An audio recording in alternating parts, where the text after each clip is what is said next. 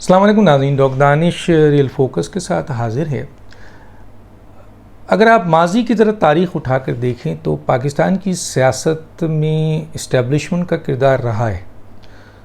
कभी सियासतदान ख़ुद इस्टेब्लिशमेंट से जाकर रिक्वेस्ट करते हैं कि जी आप इस हुकूमत को तब्दील करें, और ज़ाहिर है इस्टेब्लिशमेंट फिर इन्वॉल्व होती है। कभी सियासतदान कोई ऐसा अमल करता है कि इस्टेब्लिशमेंट को फिर अपना रोल अदा करना पड़ता है और वो फिर मार्शल लॉ लगा देती है या फिर इमरजेंसी लगा देती है। हालांकि ये दोनों काम गलत हैं। एक डेमोक्रेटिक हुकूमत का काम है कि वो जमहूरी तरीक़े से अपनी हुकूमत को चलाए, सियासी तरीक़े से अपनी सियासत करे और इदारे अपने हलफ और आइन की पासदारी करें। इसमें कोई दो राय नहीं है, लेकिन माजी में ऐसे होते रहे हैं। इसके बावजूद कि 1.5 साल में लोगों की हुकूमत चली गई और उसमें इस्टेब्लिशमेंट का इन्वॉल्वमेंट देखा गया, लेकिन उसके बावजूद किसी सियासी जमात ने खुलकर इस तरीके से इदारों को, जो ख़ास तौर पे कौमी इदारे हैं, उनको निशाना नहीं बनाया। मुनज़्ज़म साजिश के तहत इदारों को और इदारों के सरबराहों को निशाना नहीं बनाया। यानी आप ये देखें कि अब मीर जाफ़र कहा जा रहा है, मीर सादिक कहा जा रहा है, ऐसे ऐसे अल्फाज आ रहे हैं। कोई ऐसा इदारा नहीं छोड़ा है, चाहे वो इलेक्शन कमीशन हो, चाहे वो आपके फ़ौज हो, चाहे वो अदलिया हो, अदलिया की जो आपके सीनियर तरीन जजेज़ हैं, सुप्रीम कोर्ट के जजेज़ हैं, चीफ़ जस्टिस हैं, इसी तरीके से DGISI हैं, DGISPR हैं, इसी तरीके से आपके आर्मी चीफ़ हैं, जॉइंट चीफ़ ऑफ स्टाफ है, तीनों सर्विसेज चीफ़ हैं। किसी को भी नहीं छोड़ा जा रहा है आज इमरान खान साहब की इस पोजीशन में। वजह क्या है? वो ये कि वजह, कुछ लोग ये समझते हैं कि वजह ये है कि इमरान खान साहब की हुकूमत को कभी, वो तो कहते हैं अमेरिका ने गिराया, तो अमेरिका ने गिराया तो अमेरिका के ख़िलाफ़ तो उन्होंने बहुत कुछ कह दिया, जिससे पाकिस्तानी डिप्लोमेटिक रिलेशंस तबाह हो गए। और वो सुपर पावर है पूरी दुनिया की, जिससे ख़ुद चीन भी, चाइना भी, रशिया भी इस तरीके से बराह रास्त क्लैश नहीं करता। इमरान खान साहब क्लैश कर रहे हैं। इमरान खान साहब उस नारे को जो आज से बहुत पहले अमेरिका मुर्दाबाद और अमेरिका का जो यार है गद्दार है, ये नारे स्टूडेंट लाइफ में हम सुनते थे। और सबसे ज़्यादा इसको दीनी सियासी जमातों में जमात इस्लामी ने सबसे ज़्यादा, लेकिन क्या इस नारे को, क्या ये इतना पॉपुलर नारा है कि इस पॉपुलर नारे को की बुनियाद पर जमात इस्लामी पाकिस्तान में कभी एक दफ़ा भी हुकूमत का हिस्सा बनी? तो इसका मतलब है अवाम में ये पॉपुलर नारा नहीं है। यकीनन 10%, 5%, 7%, 12%, 15% लोग इस नारे के ऊपर निकल आते हैं, और बहुत बड़ी तादाद में ये जो 12% लोग हैं मुकम्मल तौर पर निकल आते हैं। लेकिन ये 12% मुकम्मल तौर पर पाकिस्तान की तकदीर नहीं लिखते हैं। पाकिस्तान की इलेक्शन में इनका कोई बहुत वाज़ेह किरदार नहीं होता है। अगर होता फिर जमात इस्लामी का तो ये नारा था, तो जमात इस्लामी हमेशा पाकिस्तान में उनका वज़ीर आज़म होता, चले एक दफ़ा नहीं होता, दूसरी दफ़ा होता, तो गोया 85% लोग या 90% लोग इस नारे को अहमियत नहीं देते। बहरहाल इमरान खान ने इस नारे को लेकर अमेरिका की उन्होंने बैंड बजाई हुई है, सुबह शाम उसके ख़िलाफ़ बात कर रहे हैं। और वो सुपर पावर है, हमारी मईशत वहाँ गिर हुई है, हमारी तजारत वहाँ गिर हुई है, हमारी एक्सपोर्ट वहाँ गिर हुई है, हमारा IMF वहाँ गिर हुई है, हमारा स्टेट बैंक वहाँ, सब कुछ उनके पास है, हमारा डिफेंस वहाँ पे है। और हम जो हैं वो यहाँ पर चंद हज़ार 12% और वो जो एंटी अमेरिकन स्लोगन को लेकर पाकिस्तान में एक आपके एनार्की फैला रहे हैं। दूसरी तरफ हम अपने कौमी इदारों को के ख़िलाफ़ काम कर रहे हैं। जैसे मैंने कहा कि पिछली हुकूमतों को जब हटाया गया और उसमें इस्टेब्लिशमेंट शामिल थी, तो उन्होंने इक्का दुक्का, अभी रिसेंटली मियाँ नवाज शरीफ साहब की हुकूमत हटी है, 2018 के इलेक्शन में इनको हुकूमत का मौका दिया गया है। लेकिन इस तरह मियाँ नवाज शरीफ साहब ने या उनकी पार्टी ने या उनके वर्कर ने या पीपल्स पार्टी को हटी, आसिफ अली जरदारी ने भी जुमला कहा है, नवाज शरीफ ने भी जुमला कहा है इस्टेब्लिशमेंट के ख़िलाफ़, उनके और लोगों ने भी कहा है। लेकिन इस तरह खुलकर कौमी इदारों की तज़यीक़, तज़लील, धमकियाँ और गद्दार और मीर जाफ़र और मीर सादिक नहीं कहा गया है। मतलब इसका क्या मकसद है? आवाम को आप वरगला रहे हैं, दूसरी तरफ शेख रशीद है कहता है खाना जंगी हो जाएगी, ये जो लॉन्ग मार्च है ये खूनी होगा, लोग खुदसोजी कर लेंगे इमरान का। तो ये अनारकी फैलाने की कोशिश की जा रही है। एक तरफ आप मुल्क डिप्लोमेटिक रिलेशंस को तबाह कर रहे हैं, दूसरी तरफ आवाम में तफरीक पैदा कर रहे हैं, तीसरी तरफ आवाम को अपने अहम तरीन कौमी इदारों से, चाहे जितनी भी आवाम आपके पास हो, 10% हो, 15% हो, 5% हो, जो भी आपके फॉलोअर्स हैं उनको आप पाकिस्तान की कौमी इदारों से लड़वा रहे हैं, उनको बदजन कर रहे हैं, उनके ख़िलाफ़ कर रहे हैं।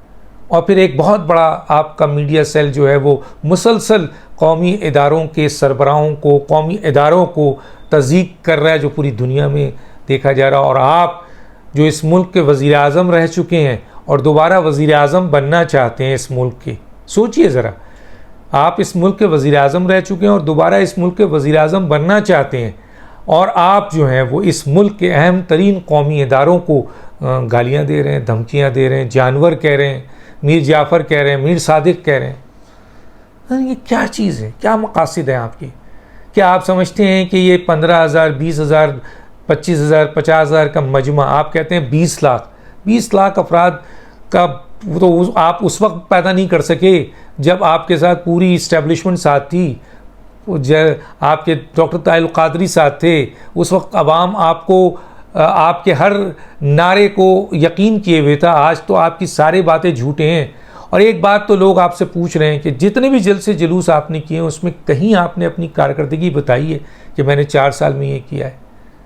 आप अमेरिका के ख़िलाफ़, अपनी कौमी इदारों के ख़िलाफ़ धमकियाँ, खूनी इनकलाब, मार देंगे, धाड़ देंगे। आप क्या समझते हैं कि आप तुर्की जैसे यहाँ कोई इनकलाब लाना चाह रहे हैं, या आवाम निकलेगी और टैंक के नीचे लेक जाएगी? क्या आप किस तरह की इस वक्त मुल्क में अनारकी फैला रहे हैं? साबिक सदर आसिफ अली जरदारी ने इसको बड़ा सीरियस लिया और कहा कि ये आप मुल्क को टुकड़े करने की कोशिश कर रहे हैं, मुल्क में अनारकी फैलाने की कोशिश कर रहे हैं, मुल्क को 2 लाख करने के लिए साजिश कर रहे हैं आप। यही तो भारतीय एजेंडा है, यही तो मुल्क दुश्मन एजेंडा है जो आप कर रहे हैं। इवन के बेनज़ीर को शहीद किया गया, जुल्फ़िकार अली भुट्टो साहब को शहीद किया गया, लेकिन पीपल्स पार्टी ने तो कहा कि खपे पाकिस्तान। उन्होंने तो फ़ौज को इस तरह निशाना नहीं बनाया, हालांकि बहुत कुछ इल्ज़ामात लगे, इंडिविजुअल पे बात की, लेकिन मीर जाफ़र, मीर सादिक, जानवर, इस किस्म की तो बात नहीं की। ये मैं बहुत सख्त उन्होंने जुमले भी बोले, लेकिन आप तो आप ही से बाहर हो रहे हैं, कोई रोक नहीं रहा है।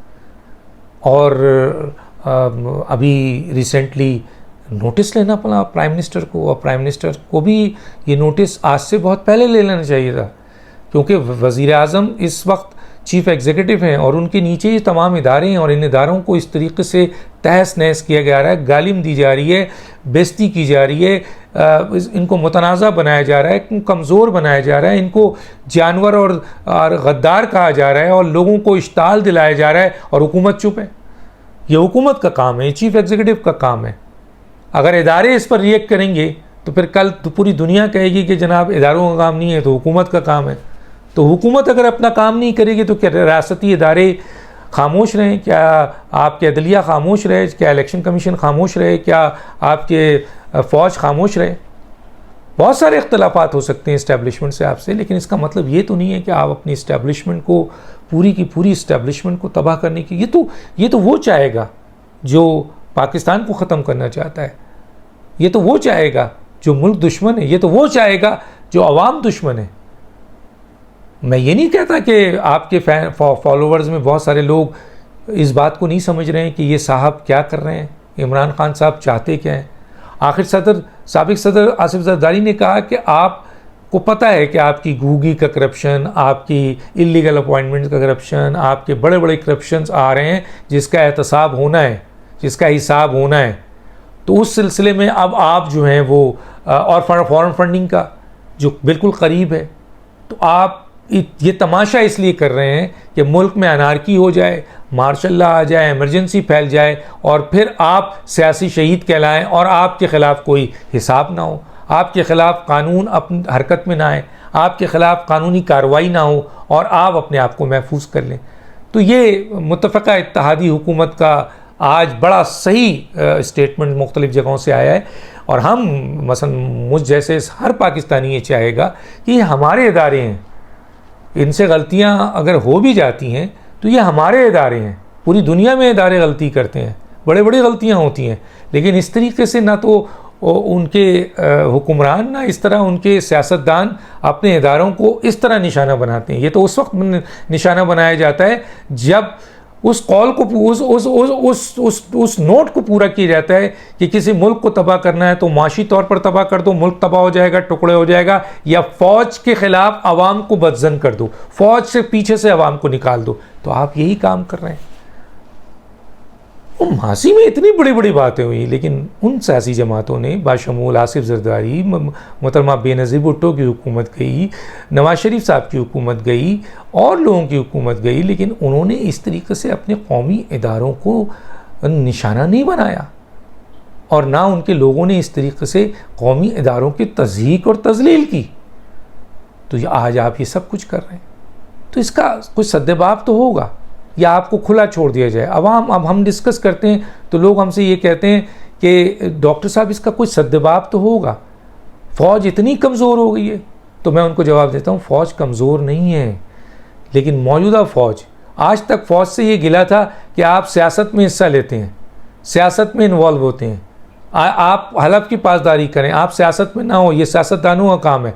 आज जब वो ये रोल अदा कर रहे हैं तो PTI कहती है, शेख रशीद कहते हैं, इमरान खान कहते हैं, आओ और इलेक्शन कराओ, आओ और ये सारे मसले हल कराओ, आओ और सियासत में इन्वॉल्व हो, आओ और इलेक्शन करा के दो, और अगर 31 तक तुमने हमारी बात नहीं मानी तो हम ये तहस नहस कर देंगे। तो फ़ौज कमज़ोर नहीं है, इदारे कमज़ोर नहीं है, लेकिन फ़ौज और इदारे दोनों को वार्निंग दे रहे हैं। उन तमाम लोगों को, इमरान समेत, जो फ़ौज की तज़हीक तज़लील और उसके ख़िलाफ़ प्रोपेगेंडा कर रहे हैं, और हुकूमत को भी वो तंबीह कर रहे हैं कि अगर हुकूमत इख्तियारात उसके पास है, उसका काम है ये कि वो ऐसे लोगों को लगाम दे, और अगर वो लगाम नहीं देंगे तो फिर जाहिर है कि कौमी इदारे अपने मुल्क की बका की खातिर, अपने इदारे की बका की खातिर फिर वो एक्शन लेंगे। याद रखिए शहबाज शरीफ साहब, अगर हुकूमत ने अपनी जिम्मेदारी नहीं निभाई, पाकिस्तान के ख़िलाफ़ साजिश को नहीं रोकी, इदारों के ख़िलाफ़ साजिश को नहीं रोकी, जो हुकूमत का काम है, तो फिर यकीनन इदारे पाकिस्तान का तहफ़्फ़ुज़ भी करेंगे, इस मुल्क की आवाम का तहफ़्फ़ुज़ भी करेंगे और अपने इदारों का तहफ़्फ़ुज़ भी करेंगे। इंडिविजुअल की बात में नहीं कर रहा। तो इसलिए हुकूमत को फ़ौरी एक्शन लेना चाहिए और इस पर काम करना चाहिए। डॉक्टर दानिश को याद दीजिए। अल्लाह हाफ़िज़।